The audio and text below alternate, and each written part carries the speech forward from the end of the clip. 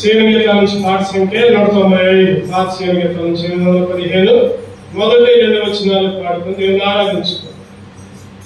ఆనందముతో ఆరాధింతును ఆత్మతోను సత్యముతో, ఆనందముతో ఆరాధింతును ఆత్మతోను సత్యముతో, రక్షణ పాత్ర నేర్చుకొని స్తుతులర్పింతును, రక్షణ పాత్ర నేర్చుకొని స్తుతులర్పింతును, హర్షించి పోరాడి పూజింతును యేసుని నామమును, హర్షించి పోరాడి పూజింతును యేసుని నామమును, ఆనందముతో ఆయనను రక్షింపను, శిలువపై నాకై తానెక్కెను, పాపినైన నన్ను రక్షింపను, శిలువపై నాకై తానెక్కెను, పరిశుద్ధ జీవము నాకివ్వను,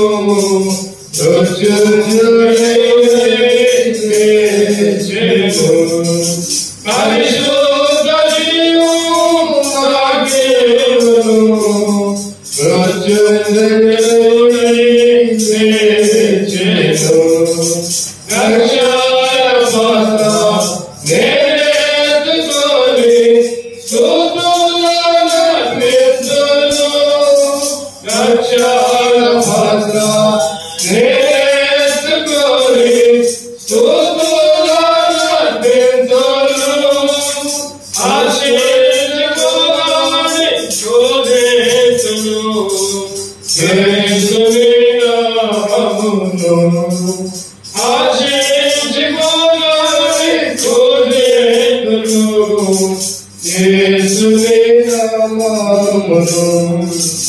ఆనందముతో మరణపుతులలో నేనుండగా, నరరూపి అయిన కడకెంచెను, మరణపుతులలో నేనుండగా, నరరూపి అయిన కడకెంచెను, పరలోక జీవము నాకివ్వను, పరలోకములో విరాజెను, పరలోక జీవము నాకివ్వను, పరలోకములో విరాజెను, రక్షణ పాత్ర నేర్చుకొని స్తుతులర్పింతును, రక్షణ పాత్ర నేర్చుకొని స్తుతులర్పింతును, హర్షించి పోరాడి పూజింతును యేసుని నామమును, హర్షించి పోరాడి పూజింతును యేసుని నామమును, ఆనందముతో ఆరాధింతును ఆత్మతోను సత్యముతో, ఆనందముతో ఆరాధింతును ఆత్మతోను సత్యముతో. ప్రభు యేసుక్రీస్తు నామములో మరొకసారి అందరూ కూడా మనం తెలియజేసుకుంటున్నాం. మనలో ప్రవేశించే ముందు 1 కొరింథీయులకు రాసిన పత్రిక 11వ అధ్యాయం, 1 కొరింథీయులకు రాసిన పత్రిక 11వ అధ్యాయం 20 నుంచి 31 దాకా అందరం కలిసి చదువుకుందాం. 1 కొరింథీయులకు రాసిన పత్రిక 11వ అధ్యాయం 27 నుంచి 31 దాకా అందరం కలిసి చదువుకుందాం. కాబట్టి ప్రతి మనుషుడు తను తాను పరీక్షించుకోగలడు. అలాగ చేసి ఆయనటిని ఆ పాత్రను త్రాగలను. ప్రభు శరీరం వివేచింపకని త్రాగువాడు తనకు శిక్ష కలుగుటకైతే త్రాగుచున్నాడు. ఇందువల్ల మీరు అనేకులు బలహీనులు రోగులైనారు, చాలా మందిని పిలుచుతున్నారు. అయితే మనలను మనమే విమర్శించుకుని తీర్పు పొందక మనలను మనమే విమర్శించుకుని ఏముంది అక్కడ? తీర్పు పొందక పోదుము. అదేవిధంగా లోకాసు వార్త 10:30 మూల పాఠం చదువుకున్నాం. ఈరోజు మన ధ్యానాంశం లోకాసు వార్త 10:30 మాత్రం చదువుకున్నాం. అందుకే సీట్లను ఒక మనుషుడు యెరూషలేములో ఎరుకో పట్టణంలో దిగి వెళ్ళుచు దొంగల చేతిలో చిక్కెను. వారు అతని బట్టలు దోచుకొని అతన్ని కొట్టి వారి ప్రాణంతో విడిచిపోయి. ప్రార్థన చేసుకుందాం, కళ్ళు మూసుకుందాం. వీరైతే మోకరిద్దాం. దేవాలయంతో మాట్లాడయ్యా, సరి చేసుకునే ప్రొప్పయ్యాయి ప్రభా. సరి చేసుకుని యోగ్యముగా నీ శరీరంలో రక్తము చేసే ప్రొప్పయ్యా. అనంతరం కూడా దేవుని అడుగుదాం. ప్రార్థన పూర్వకంగా దేవుని మాట్లాడిద్దాం, సరి చేసుకుందాం. ఎక్కడ ఏ లోపం ఉందో, ఎక్కడ తప్పిపోయామో ఆయన కళలో చేసే ముందు పరీక్ష చేసుకొని పరీక్షించుకొని కళలో చేద్దాం. ప్రేమ తండ్రి, గొప్ప దేవస్థానవుతున్నా ఇక మీరు పాదాలకు వెళ్ళగలను కూడా ఒకప్పుడైతే ప్రభా యెరూషలేము నుంచి దిగి వచ్చాను. పాపంలో, లోకంలో, శాపంలో ఇష్టం వచ్చిన జీవితాన్ని జీవిస్తుండగా నా కొరకు యెరూషలేము నుంచి దిగి వచ్చాను, పరలోకం నుంచి దిగి వచ్చాను. ప్రభా నీ సారూప్యాన్ని నాకేయడానికి, నీ సారూప్యాన్ని వదులుకున్నావు నాయన. ప్రభా దేవునితో సహవాసాన్ని వదిలిపెట్టి ప్రభా నన్ను కూడా దేవునితో సహవాసిగా ఉంచడానికి ఈ లోకానికి వచ్చావు నాయన. పరలోకం నుంచి దిగి వచ్చావు ప్రభా. కోల్పోయిన మహిమను నాకు కూడా అనుగ్రహించడానికి ప్రభా నీకున్న మహిమను విడిచిపెట్టి ప్రభా నా కొరకు ఈ లోకానికి వచ్చావు ప్రభా. అంత మాత్రమే కాదు నాయన ప్రభా, నీకున్న సింహాసనాన్ని పెట్టావు ప్రభా. నన్ను కూడా సింహాసనం మీద కూర్చున్న పెట్టడానికై నీ సింహాసనాన్ని పెట్టొచ్చావు ప్రభా. అంత మాత్రమే కాదు నాయన పరలోక రాజ్యాన్ని నాకు ఇవ్వడానికి, పరలోక రాజ్యంలో ఆ గృహంలో నన్ను సంచరింపజేయడానికి ప్రభా, నాకు కూడా నివాస స్థలాన్ని ఏర్పరచడానికి పరలోకమును వీడి ప్రభా ఈ లోకానికి వచ్చావు. అంత మాత్రమే కాదు నాయన సర్వాధికారి కలిగిన దేవుడివి, సర్వ అధికారాలు కలిగిన దేవుడివి. అన్నిటిని వదిలిపెట్టి నాకు కూడా ప్రభా అధికారాలు ఇవ్వడానికి, నన్ను కూడా ప్రభా నీ అధికారంలో ఉంచడానికి ఈ లోకంలోకి వచ్చావు. అంత మాత్రమే కాదు నాయన చివరిగా నా కొరకు నీ విలువైన ప్రాణాలను విడిచిపెట్టావు. ఎవరు చేయగలరు ప్రభా ఈ విధంగా? ఎవరైనా ప్రభా ప్రాణం వదిలిపెట్టరు, అన్ని వదిలిపెడతారు. కానీ నీవైతే నా కొరకు నీ ప్రాణాన్ని విడిచిపెట్టి ప్రభా నన్ను కూడా ప్రభా నీ రాజ్యానికి వారసుగా చేశావు. నువ్వు చిందించిన రక్తం వలన ప్రభా, నీ శిలువ మరణం వలన ప్రభా, నీ శిలువ పవిత్ర రక్తం వలన నన్ను కూడా పవిత్రంగా మార్చి ప్రభా నీ బిడ్డగా చేర్చి నిన్ను ఆరాధించే బిడ్డగా ఉంచావు. అంత మాత్రమే కాదు నాయన నీ శిలువలో చిందించిన ప్రభా రక్తాన్ని ప్రభా, నీ శిలువలో ప్రభా దొంగబడిన ఆశ్చర్యాన్ని మమ్మ చూచావు. యోగ్యముగా నీ బాణలో చేసే కృపను అనుగ్రహిస్తున్నావు. మరి నన్ను సరి చేసుకునే భాగ్యాన్ని అనుగ్రహిస్తున్నావు. మరి ప్రభా హెచ్చరిస్తున్నా, బుద్ధి జీవితాన్ని గర్తిస్తున్నాను ఆయన. యోగ్యముగా మమ్మల్ని సరి చేసుకుని నీ బాణలో చేసే సిద్ధపరుస్తున్నాం. మరి నిలబడి దాసుని కూడా శిలువ శక్తితో నింపుతున్నాం. మరి ప్రభా నీ నోటి బోరగా ఉపయోగించుకుంటాం. మరి యేసు క్రీస్తు పరిశుద్ధులను ప్రార్థించి వేడుకొంచున్నాము తండ్రి. ఆమేన్, ఆమేన్. మరోసారి ప్రభు యేసు క్రీస్తు నామములో అందరూ కూడా వందనాలు తెలియజేసుకుంటున్నాం. ఆయన ఏమేమి వదిలిపెట్టాడో మనం చూసాం. ఆయన స్వరూప్యాన్ని వదిలిపెట్టాడు, తర్వాత ఇంకా దేవునితో సహవాసాన్ని వదిలిపెట్టాడు, ఇంకా ఆయన మహిమను నీ కొరకు నా కొరకు వదిలిపెట్టి ఈ లోకానికి వచ్చాడు. సింహాసనాన్ని వదిలిపెట్టాడు. అందుమాత్రమే కాదు ఆ పరలోక రాజ్యాన్ని వదిలిపెట్టాడు, సర్వాది అధికారత్వాన్ని వదిలిపెట్టాడు, ప్రాణాన్ని కూడా విడిచిపెట్టాడు. ఆ యెరూషలేము నుంచి దిగి వచ్చాడు మంచి సమరయులాగా.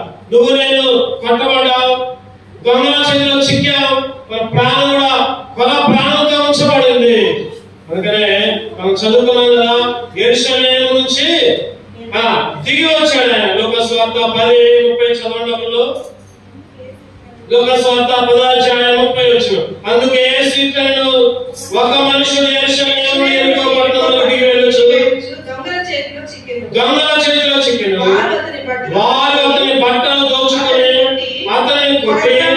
వారు జ్ఞానంలో విడిచిపోయి. ఈరోజు నువ్వు నేను కూడా సైతాను చేత కొట్టబడ్డ. దొంగలు దేనికి వస్తారు చెప్పండి? దొంగ దేనికి వస్తాడు? దొంగలు దేనికి వస్తారు? యోహాను సువార్త 10వ అధ్యాయం 10వ వచనం చదవండి. యోహాను సువార్త 10:10 దొంగ దొంగతనము నాశనం చేయడానికి వచ్చును గాని మరి దేనికి రాడు. దొంగ దొంగతనమును హత్యను నాశనం చేయడానికి వస్తాడు. నిజంగా మనం యెరూషలేము అంటే ఇందాక చదువుకున్నాం కదా, పరలోకం అని అనుకున్నాం. యెరూషలేము అంటే 3 భాగాలు, మూడు అంతల ఆశీర్వాదాలు. యెరూషలేము అంటే 3 రకాలుగా నిర్వచించుకోవచ్చు. ఒకటవది యెరూషలేము అంటే పరలోకం, రెండవది యెరూషలేము అంటే భౌతిక యెరూషలేము, భూలోక పట్టణంలో ఇశ్రాయేలు దేశంలో ఉన్న యెరూషలేము అనే పట్టణం. మూడవదిగా యెరూషలేము అంటే దేవుని మందిరం. యెరూషలేము అంటే చెప్పండి, దేవుని మందిరం. యెరూషలేములో సియోను ఉంటుంది, యెరూషలేములో హెబ్రోను ఉంటుంది, యెరూషలేములో బేతేలు ఉంటుంది. అంటే ఇవన్నీ దేని గుర్తు అంటే దేవుడు నివాస స్థలానికి గుర్తు. అందుకనే దావీదు రాజు 84వ కీర్తనలో ఒక మాట అంటూ ఉంటాడు. 122 అనుకుంటా, చూద్దామండి. కీర్తనలు క్షమించండి, కీర్తనలు 122 1వ వచనం చదువుకోండి. యెహోవా మందిరమునకు వెళ్ళుదామని జనులు నాతో అయినప్పుడు నేను సంతోషించితిని. యెరూషలేమా మా పాదములు నీ గుమ్మములలో నిలుచుచున్నవి. యెరూషలేమా మా పాదములు నీ గుమ్మములలో నిలుచున్నవి. అంటే యెరూషలేము అంటే నతనము దేవుని మందిరం. బలవత్వాల్లో అరవత్వంలో యెరూషలేము అంటే పరలోక రాజ్యాన్ని, పరలోకాన్ని విడిచి యేసుక్రీస్తు వచ్చిన విషయాన్ని మనం చూసాము. బలవత్వాల్లో యెరూషలేము అంటే దేవుని మందిరాన్ని గురించి కొన్ని మాటలు ఆలోచించు. దేవుని మందిరం, దేవుని నివాస స్థలం. అంటే ఆయన దిగి వచ్చాడు. దిగి రావడం అంటే ఈరోజు దేవుని మందిరాన్ని విడిచిపెట్టి వెళ్ళడం అంటే శాపంలోకి పోవటం, పాపంలోకి పోవటం, లోకంలోకి పోవటం. అపస్తుకార్యాలు కూడా చేయబడవచ్చు. ఎక్కి వెళ్ళుతున్నారు. ఎక్కి వెళ్ళడం అంటే దేవునితో సహవాసం కలిగి ఉండటం, దేవునితో నివాసం కలిగి ఉండటం, దేవునితో మాట్లాడటం, దేవుని మాటలు వినటానికి. ఈరోజు దిగి వెళుతున్నామా, ఎక్కి వస్తున్నాం? ఈరోజు దేవుని సన్నిధి ఆదివారం దేవుని సన్నిధిలో కనబడట్లేదు అంటే ఎక్కడికెక్కడితో వెళుతున్నావు? నువ్వు ఎక్కడున్నా, ఏ ఊరికి పోయినా, ఏ ఫంక్షన్ పోయినా, ఎక్కడికి వెళ్ళినా ఆదివారం దేవునికి నీ సమయాన్ని ఇవ్వాలి. అది ఎక్కి వెళ్ళే అనుభవం, దేవునితో గడిపే అనుభవం, యెరూషలేములో నివసించే అనుభవం. యెరూషలేములో నివసించకపోతే, యెరూషలేములో నుంచి దిగి వెళితే, అంటే మందిరాన్ని కోల్పోతే ఏం చేస్తాడు చెప్పండి? దొంగడు వచ్చి దొంగతనం చేస్తాడు. ఇక ఏ దొంగతనం చేస్తాడు? దొంగతనం. ఏ దొంగతనం చేస్తాడంటే ఒకటోది భక్తిని దొంగతనం చేస్తాడు. నీకున్న విశ్వాసాన్ని, నీకున్న భక్తిని, దేవుడు అంటే భయాన్ని దొంగతనం చేస్తాడు.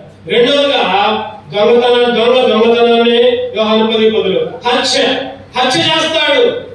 ఇక్కడ కూడా ఆ వ్యక్తి కొల ప్రాణంతో విడిచిపెట్టి వేయబడ్డాడు. నిజంగా చచ్చిపోయాడు. ఆ లేవీయుడు గాని యాజకుడు గాని ఆ దారిలో పోయినా కూడా పట్టించుకోలేదు. అంటే ఎక్కడ చచ్చిపోయినా అనుకుంటారు, అక్కడ రాయబడలేదు. కానీ ఎందుకు కొల ప్రాణంతో ఉంటే కూడా ఎక్కడికి పోతుంటే ఇక్కడ చచ్చిపోతారులే, ఇన్ని తీసుకున్న హాస్పిటల్ మీద చచ్చిపోతారని పట్టించుకోలేదు. అంటే నతనం ఏంటంటే దొంగతనం చేస్తాడు నీ భక్తిని, నీ భయాన్ని, దేవుడు అంటే నీ విశ్వాసాన్ని. ఒకటోది అంటే యెరూషలేములో ఉండకపోతే, మందిరంలో నువ్వు నివసించకపోతే వచ్చే నష్టం. ఒకటోది నీ భక్తి దొంగతనం వేయబడింది. రెండవదిగా ఇంకా హత్య అంటే నేను హత్య చేస్తాను. హత్య చేయడం అంటే నిన్నేదో పొడవడం, చంపడం.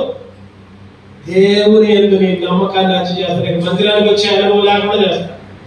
దేవునిలో జీవించాలి. లోకపరంగా జీవిస్తావు, లోకపరంగా నివసిస్తావు, కానీ దేవుని మందిరంలో నివసించారు. చాలా మంది దేవుని మందిరానికి వచ్చి హత్య చేయబడి లోకంలో నడిచిన చాలా మందిని చూశారు. యెరూషలేములో ప్రవేశించకపోతే వచ్చే రెండో నష్టం హత్య చేయబడతాం. చదువురండి. మూడవదిగా ఇంకా మూడవదిగా ఏంటి? నాశనము. నాశనము. నాశనం అంటే చెప్పండి.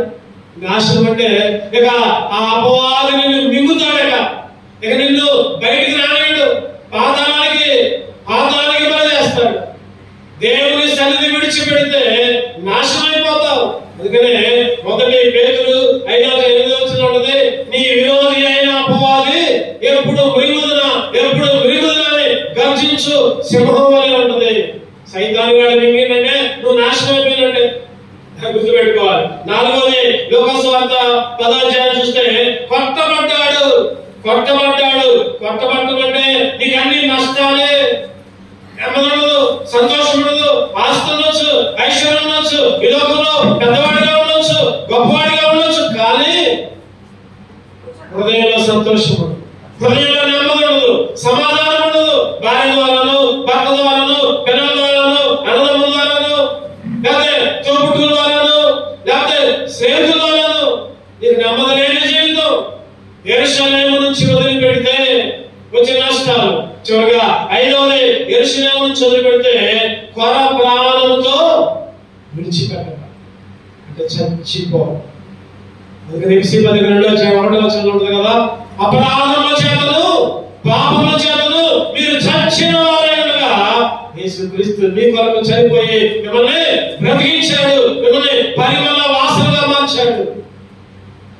దోచుకోవడం అంటే మన దగ్గర డబ్బు దోచుకోవచ్చు, లేకపోతే మన దగ్గర బట్టలు బంగారాలు దోచుకోవచ్చు, కానీ మనకిచ్చిన స్తుతి వస్త్రం, సంతోష వస్త్రం, ఉల్లాస వస్త్రం, ప్రశస్త వస్త్రం, తెలంగాణ వస్త్రాలు అన్ని దోచుకొని పోతాయి. ఇప్పుడు చెప్పండి, యెరూషలేము నుంచి దిగి వెళ్ళిపోతే అక్కడ ఆ వ్యక్తి యెరూషలేము నుంచి ఎరుకోకి వెళ్ళాడు. ఈ 5 రకాల నష్టాలు పొందాడు. ఈరోజు నువ్వు నేను కూడా యెరూషలేములో నువ్వు నేను నివాసం చేయకపోతే, యెరూషలేములో ఆయన ఆరాధించకపోతే, ఆయన స్తుతించకపోతే ఇటువంటి నష్టాలే పొందుతూ ఉంటాం. మన భక్తి పోతే హత్య చేయబడతా ఉంటాం, ఇంకా పట్టబడతాం, తర్వాత ఇంకా నాశనం అయిపోతా ఉంటాం, ఇంకా చచ్చిపోయి కొల ప్రాణంతో విడవబడి ఉంటాం. అసలు యెరూషలేములో ఏముంది? ఈరోజు క్లుప్తంగా ఒక 5 విషయాలు 7 విషయాలు క్లుప్తంగా సమయానుకూలంగా మనం ధ్యానం చేసుకొని మనం చేయగలుగుతాం. ఇటువంటి యెరూషలేము భాగ్యాన్ని ఎన్నిసార్లు పోగొట్టుకున్నాం, ఎన్నిసార్లు యెరూషలేము అంటే దేవుని మందిరానికి దూరంగా ఉండి మనం జీవించాం. చూడండి, క్లుప్తంగా యెరూషలేము విడిస్తే వచ్చే నష్టాలు చూసాం, యెరూషలేము విడిస్తే వచ్చే నష్టాలు ఇరుకులు చూసాం. యెరూషలేములో ఏముంది? అసలు ఏం పోగొట్టుకుంటున్నాం? చూడండి, మొదటిగా ఎజ్రా గ్రంథం 7వ అధ్యాయం 15 ఎజ్రా 7:15 చదవండి. Ezra 7:397 page. ఎజ్రా 7వ గ్రంథం, ఎజ్రా 7వ అధ్యాయం 15 చదవండి. మరియు యెరూషలేములో నివాసము గల ఇశ్రాయేలీయుల దేవునికి రాజును, యెరూషలేములో నివాసము గల ఇశ్రాయేలీయుల దేవుని. అంటే యెరూషలేములో ఎవరుంటారంటే దేవుడు ఉంటాడు. యెరూషలేములో ఎవరుంటారు చెప్పండి? దేవుడు ఉంటాడు, దేవుని సన్నిధి ఉంటుంది. యెరూషలేములో దేవుని సన్నిధి ఉంటుంది. ఈరోజు దేవుని మందిరానికి రావట్లేదు అంటే దేవుని సన్నిధిలోకి రావట్లేదు, దేవుని సన్నిధిలో ఉండడానికి ఇష్టపడట్లా. యెరూషలేమును విడిచి ఎక్కడికెక్కడికో వెళ్తా ఉంటాం, దేవుని మందిరాన్ని విడిచి. ఈరోజు చాలా మంది దశభాగాలు ఇస్తారు, చాలా మంది దేవుని మందిరం ఎంతో ఖర్చు పెడతారు, చాలా సంతోషం, మంచిదే. కానీ సమయంలో దశభాగాన్ని ఇస్తున్నావా? దేవుని సన్నిధిలో 7 రోజులు దేవుడికి ఇస్తే ఆ 7 రోజుల్లో ఒక 3 గంటలు దేవుడికి ఇస్తున్నావా? ఒక 3 గంటలు, 9 గంటల నుంచి 12 దాకా, లేదా 9 గంటల నుంచి లేదా 12 దాకా, 12 దాకా దేవుని సన్నిధిలో కూర్చోడానికి దేవుడు ఏమంటున్నాడంటే, నీకున్న ఆస్తి అక్కర్లా, లేదా నీకున్న ఇంకేది నాకు అక్కర్లా, నువ్వే నాకు కావాలంటున్నాడు. నువ్వు నాకు కావాలి, హృదయం నాకు కావాలంటున్నాడు. ఇగో నా సన్నిధిలో కూర్చో, నాతో పాటు ఉండు, నాతో పాటు గడుపు, నా ఇంట్లో ఉండు. దేవుని సన్నిధి అంటే అర్థం చెప్పండి, దేవుని ఇల్లు. దేవుని ఇల్లు విడిచిపెడితే ఆ రోజు కయ్యూనంట దేవుని సన్నిధి విడిచిపెట్టాడు. ఏం జరిగింది? దేశ గమనైపోయాడు. కయ్యూను దేవుని సన్నిధి విడిచిపెడితే దేశ గమనగా మారాడు. మేము చాలా మంది చూస్తాం. యోనా ప్రవక్త కూడా దేవుని సన్నిధి విడిచిపెడితే తుఫానుల్లో, అలల్లో, సముద్రంలో, చేప కడుపులోకి వెళ్ళాడు. ఇంకా చాలా మంది ఇరుకులు, సమస్యలు, ఇబ్బందులు, కష్టాలు. నీ జీవితంలో యెరూషలేమును వదిలిపెడితే ఎన్నో నష్టాలు. దేవుని సన్నిధిని విడిచిపెట్టద్దు. విడిచిపెడితే ఎన్నో నష్టాలు పొందుతావు. నేనేదో బెదిరించడానికి చెప్పట్లా, లేదా నేనేదో మిమ్మల్ని భయకంపితులుగా చేయడానికి చెప్పట్లా. ఈరోజు దేవుని సన్నిధిని విడిచిపెడితే ఎన్నో ఆపదలు, ఎన్నో శ్రమలు, ఎన్నో ఇబ్బందులు. దేవునితో సహవాసం చేయాలి, దేవుని సన్నిధిలో గడపాలి, దేవుని ఇంటిలో నివాసం చేయాలి. చెప్తాం, మనం చాలా సార్లు చెప్తాం, మా ఇంటికి ఫంక్షన్కి రాలేదుగా, నేను మీ ఇంటికి ఎందుకు వస్తా అంటాం. ఎవరైనా మన ఫంక్షన్ పిలిచారనుకోండి, ఎవరైనా పెళ్లికి పిలిచారనుకోండి, మనం పోకపోతే ఏమంటారో చెప్పండి, నువ్వు మా ఇంటికి రావాలి, నేను కూడా మీ ఇంటికి రాను. ఈరోజు దేవుడు కూడా అడుగుతూ ఉంటాడు, నీకు ఒక ప్రతిష్ఠిత దినాన్ని ఏర్పాటు చేసే కదా నీకు. వారం రోజులు, 6 రోజులు నీ ఇష్టం వచ్చిన పనులు చేసుకుంటావు కదా. మరి 7వ రోజు నా దగ్గర రాకుండా నువ్వు ఎక్కడికి పోతున్నావు? ఎక్కడ ఉంటున్నావు? ఎందుకు సహవాసాన్ని వదిలిపెడుతున్నావు? ఒకవేళ ఏదైనా ఊరు వెళ్ళామనుకోండి, ఆ ఊర్లో దగ్గరలో మందిరానికి వెళ్ళు. ఏదైనా ఫంక్షన్ ఉందనుకోండి, ఫంక్షన్ దగ్గర పోయినా కొద్దిసేపు దేవుని మందిరంలో గడుపు. అంతేగాని ఏదో ఒక వాకుతో దేవుని సన్నిధి నుంచి దూరం అయిపోతే నీ భక్తి బాబీ, నువ్వు హత్య చేయబడతావు, నువ్వు నాశనం చేయబడతావు, నువ్వు కొట్టబడతావు, నువ్వు చచ్చిపోతావు ఆత్మీయంగా. మొదటిగా యెరూషలేములో దేవుని సన్నిధి విడిచిపెట్టదు. రెండవగా చదవండి, యెరూషలేములో ఇంకా ఏముంది? ఎజ్రా గ్రంథం 1వ అధ్యాయం 2వ వచనం. ఎజ్రా 1:2 వచనం. కోరెషు ఆజ్ఞాపించినదేమనగా, ఆకాశమందలి దేవుడైన యెహోవా లోకమందున్న సకల జనులను నా వశము చేసి యూదా దేశమందున్న యెరూషలేములో తనకు మందిరమును కట్టించుమని ఆజ్ఞాపించున్నాడు. తనకు మందిరం, యెరూషలేములో దేవుని మందిరం, దేవుని మందిరం, దేవుడు ఉండే స్థలం. రెండవదిగా చూద్దామండి, అదే వచనాల్లో 2వ వచనంలో ఉంటుంది, 3వ వచనంలో ఉంటుంది యెరూషలేములో దేవుని మందిరం అని, 4వ వచనంలో ఉంటుంది యెరూషలేములో దేవుని మందిరం అని. అదేవిధంగా 2వ అధ్యాయం 68వ వచనంలో కూడా ఉంటుంది యెరూషలేములో దేవుని మందిరం అని. అంటే యెరూషలేములో దేవుని మందిరం, యెరూషలేములో దేవుని మందిరం, దేవుని మందిరం. దేవుణ్ణి వదిలిపెడుతున్నావు. రెండవగా దేవుని మందిరాన్ని కూడా వదిలిపెడుతున్నావు. దేవుడు దగ్గరికి రాట్లా. ఒక రంగా చెప్పంటే దెయ్యాల దగ్గర పోతున్నావు.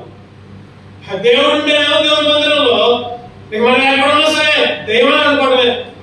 ఆత్మీయంగా ఆలోచిస్తే ఈరోజు దేవుడి మందిరానికి వస్తున్నావా, దెయ్యం దగ్గరకు వస్తున్నావు. అందుకనే దావీదు రాజు అంటాడు కదా, ఏమంటాడు చెప్పండి, నీ మందిరావరణంలో ఒక్క దినము గడుపుట 1000 దినాల కంటే శ్రేష్టము అని అంటూ ఉంటాడు. ఒక్క దినము దేవుని మందిరంలో గడిపితే 1000 దినాల కంటే శ్రేష్టం. అటువంటి శ్రేష్టమైన నీ నివాస స్థలములు ఎంత రమ్యమైనవి. కీర్తనలు 84వ అధ్యాయం చదవండి, 1వ వచనం. కీర్తనలు 84. సైన్యములకు అధిపతియు యెహోవా నీ నివాసములు ఎంత రమ్యములు, యెహోవా మందిరాలను చూడవలెనని నా ప్రాణం ఎంతో ఆశపడుతుంది. ఈరోజు నిజంగా దేవుని మందిరాలను చూడాలని ప్రాణం ఆశపడుతుందా? కృష్ణవంశుందా? నీ మందిరంలో గడపాలని, నీ మందిర ఆవరణంలో చూడాలని. ఒక వృద్ధురాలని నేను చూసా. ఆ వృద్ధురాలు అన్నది కదా, అయ్యా నేను నాకు ఏది ఉన్నా లేకపోయినా దేవుని మందిరంలో మెట్ల దగ్గర నేను ఉంటాను. అయ్యా ఏదైనా కష్టం వస్తే ఆ మందిరం మెట్ల దగ్గర నేను ఉంటా. మా ఊర్లో ఒక పుస్తకం 90 సంవత్సరాలు ఉంటాయి. 90 సంవత్సరాలు ఉన్న బుధవారం కానీ శనివారం కానీ వచ్చి ఆ చుట్టూ కొడుకులు కూడా రావాలి. నేను సాక్ష్యం చెబుతాను ధైర్యంగా. కొడుకులు చూడరు, కూతురు చూడరు. ఇప్పటికీ ఆమె కూడా ఒక చిన్న గది కట్టించారు. ఆకున్న పొలం అంతా కొడుకులే అనుభవిస్తూ ఉంటారు. కనీసం బియ్యం కూడా కంట్రోల్ బియ్యం తిన్నది. ఏదో చేతైతే వండుకుంటుంది, లేకపోతే లేదు. ప్రార్థన అంటే ఒక గంట ముందు వచ్చి మందిరాలు తాళాలు కూడా నేను ఆమెకే ఇచ్చాను. మందిరం వచ్చింది, సాపేసింది. ఒకవేళ తాళాలు ఇవ్వకపోతే ఆ మెట్ల మీదనే కూర్చోండి వచ్చి. నిజంగా అటువంటి అనుభవం నిజంగా మనం ఈ లోపల అనుకుంటాం కానీ అటువంటి వాళ్ళే దేవుని దృష్టిలో గొప్ప ధనవంతులు. అటువంటి వృద్ధులు దేవుని కొరకు ఏదన్నా లేకపోయినా పర్వాలా, కొడుకులు ఒక మాటందు, కోడలు ఒక మాటందు, వాడు ఏమి అందో తిట్టదు, నన్ను చూడలేదు అనదు. వచ్చిన పెన్షన్లోనే జీవిస్తాం. ఆ ముఖం అయితే చాలా ప్రకాశంగా ఉంటుంది, అంత ముసలమైన సరే.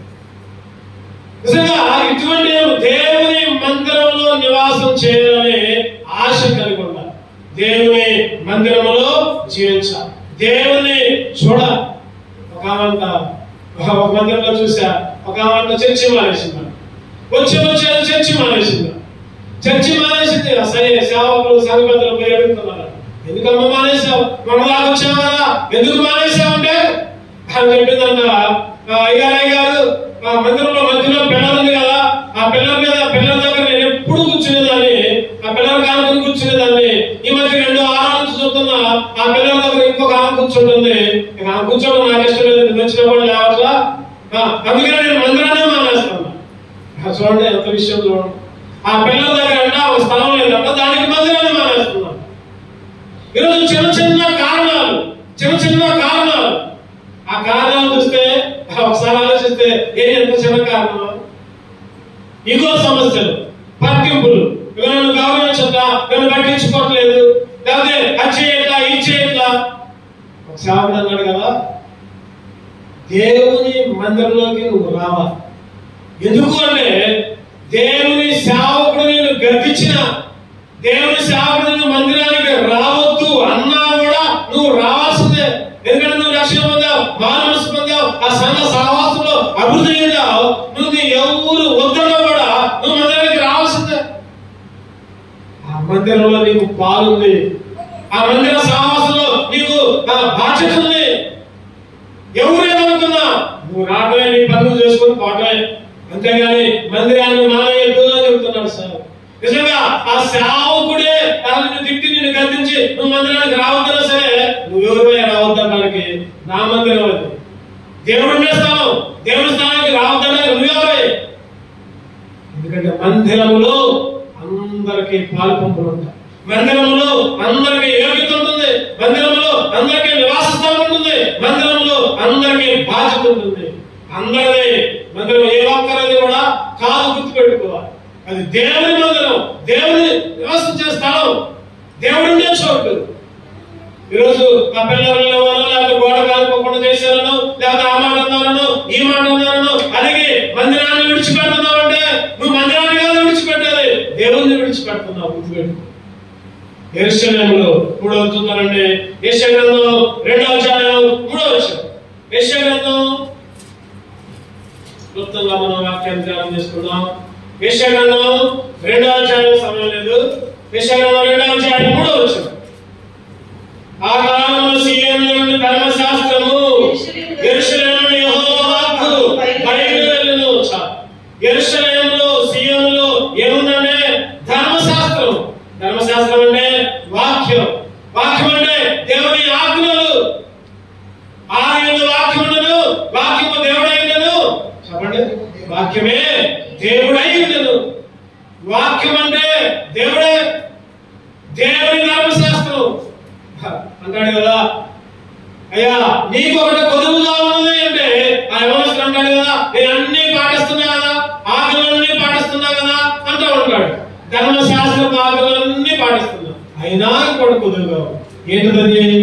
నీ ఆస్తి నమ్మి పేదలకి. ధనవంతుడు పరలోక రాజ్యంలో చారడం కంటే, చెప్పండి, సూది బెంచంలో ఒంటె దూరట సులభం. ఈరోజు ధర్మశాస్త్రాలే పాటించట్లా, మనం దేవుని ఆజ్ఞలనే పాటించట్లా, దేవుని వాక్యాన్ని వింటున్నా. యెరూషలేములో దేవుని వాక్యం ఉంటుంది.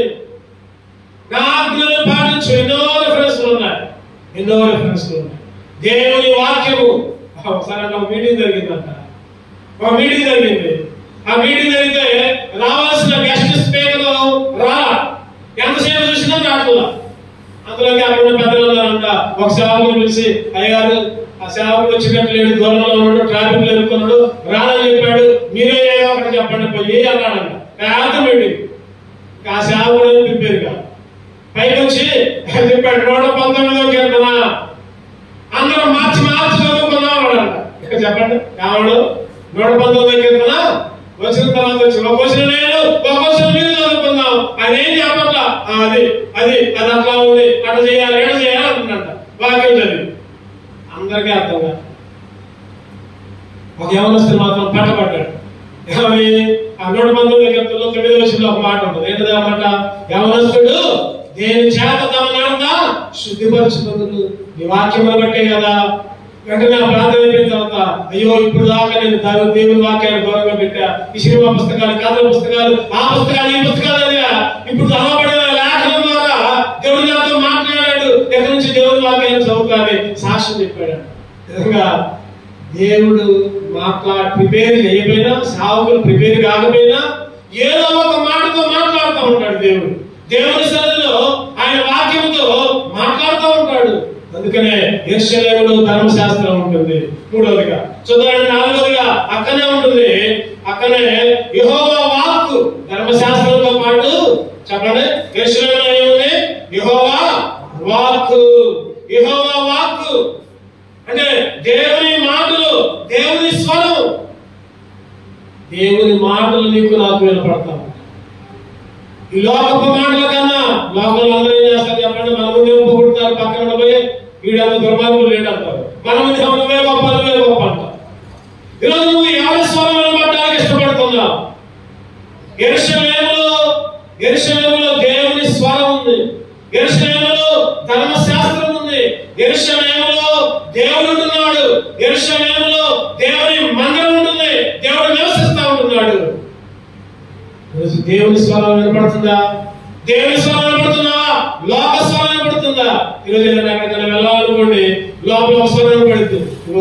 ఇలా ఒక్కరోజేగా ఎప్పుడు ఆదివారం పోతావుగా, ఈ ఒక్క ఆదివారం వెళ్ళే మానేయలే అని ఒక స్వరం వినపడుతుంది. ఇంకొక స్వరం వినపడుతుంది లోపల నుంచే. ఏమని? మందిరాన్ని ఆడుకోవడం. తర్వాత లేటుగా మందిరాన్ని మాత్రం చెప్పాలి. ఈ రెండు స్వరాలు, ఒకడు సైతాన్ మాట్లాడుతూ ఉంటాడు, ఒకడు దేవుడు మాట్లాడుతూ ఉంటాడు. దేవుడి స్వరం పడుతుంది, సైతాన్ స్వరం పడుతుంది. మరి ఎవరి స్వరాన్ని వినడానికి ఇష్టపడుతున్నా? అందుకని భక్తులు రాసుకుంటూ, నీ స్వరము వినిపించు ప్రభువా, నీ దాసుడా లాకించు. నీ స్వరము వినిపించు ప్రభువా, నీ దాసుడా లాకించు. సమయాలు అయ్యా చెప్పయ్యా, నీ స్వరం వింటానయ్యా, నీ స్వరం వింటానయ్యా, ఆలకిస్తానయ్యా. ఈరోజు దేవుని స్వరం అంటే నీ జీవితం మారుపడు. నీ భక్తి ఆత్మీయంగా సంపద పట్టబడవు, సంతోషపడదు. నీ జీవితంలో నమ్మకం ఉంటుంది. నాశనం చేయబడవు, సైతం వేయబడు, కొల ప్రాణంతో వదిలేయబడవు. చచ్చిపోయిన వాడు దేవుడు బ్రతికిస్తాడు. యెరూషలేములో చదవండి అదే విషయం. యెషయా 66:13 వచ్చు. యెషయా 66:13. యెషయా 66:13. ఒకని తల్లి వారిని ఆదరించినట్లు నేను మిమ్ము ఆదరించను, యెరూషలేములోనే మీరు ఆదరించబడుదురు. ఎక్కడంట చెప్పండి? యెరూషలేములో ఆదరణ, యెరూషలేములో ఓదార్పు. యెరూషలేము అంటే దేవుని మందిరంలో నీకు ఆదరణ ఉన్నది గుర్తుపెట్టు. దేవుని మందిరంలో ఆదరణ. ఒక ఆయన అంటూ ఉంటాడు, అయ్యా ఎందుకయ్యా మందిరానికి రావట్లేదంటే, అన్న ఈ మధ్య నాకు చాలా సమస్యలు వచ్చినాయి, కుటుంబంలో సమస్య ఉందన్నా. నేనన్నా సమస్యలు ఉన్నాయి కాబట్టే మందిరానికి రావాలన్న. సమస్య లేకపోతే పర్వాలా, సమస్య ఉంది కదా, సమస్య ఉన్నప్పుడే మందిరానికి రా. నీ సమస్య పోవాలంటే మందిరంలో నిలు, మందిరంలో దేవునితో సహవాసం చేయి. చాలా మంది జనం తగిలిందయ్యా, కడుపు నొప్పయ్యా, లేకపోతే మోకాళ్ళ నొప్పయ్యా, తల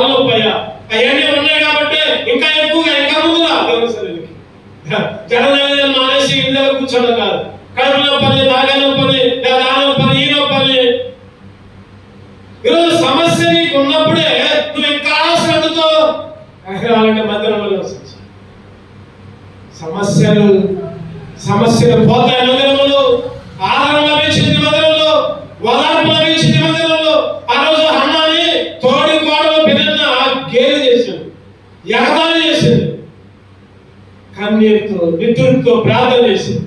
చివరికి ఎప్పుడైతే మందిరంలో పోయి ప్రార్థన చేసిందో, కన్నీరు విడిచిందో, గొలుపుకుందో, చదువుకుందో, దేవా నువ్వేనయ్యా అని దేవుని మందిరంలో ప్రార్థన చేసుకుందో, దేవుడు చక్కటి సమయాన్ని అనుగ్రహించాడు. ఈరోజు నీ జీవితంలో ఏ సమస్య ఉంది, నీ జీవితంలో ఏ బాధ ఉంది, ఎక్కడ నెమ్మది లేదు, ఎక్కడ సంతోషం లేదు, ఎక్కడ సమాధానం లేదు, అన్ని ఉన్నా కూడా అన్ని సాయంత్రం లోకంలో అన్ని ఉన్నా అల్లులో శరీరం. ఈరోజు మన జీవితంలో కూడా చాలా ఉన్నాయి, చాలా ఉన్నా కూడా సమస్య, సమాధానం లేదు, సంతోషం లేదు, నెమ్మది లేదు. అందుకే మందిరానికి రా. యెరూషలేములో ఆదరణ చూడండి. ఆరోగ్య అపొస్తలుల కార్యాలు 8వ అధ్యాయం 27వ వచనం ముగించుకుందాం ఒక 5 నిమిషాలు. అపొస్తలుల కార్యాలు 8వ అధ్యాయం 27వ వచనం. అపొస్తలుల కార్యాలు 8:27. అప్పుడు ఐథియోపియాలో ఆలయం కందాకే క్రింద మంత్రి ఆమె యొక్క ధనాగారం అంతటి నిలబడిన ఐథియోపియుడైన నపుంసకుడు ఆరాధించుటకు యెరూషలేమునకు వచ్చి ఉండెను.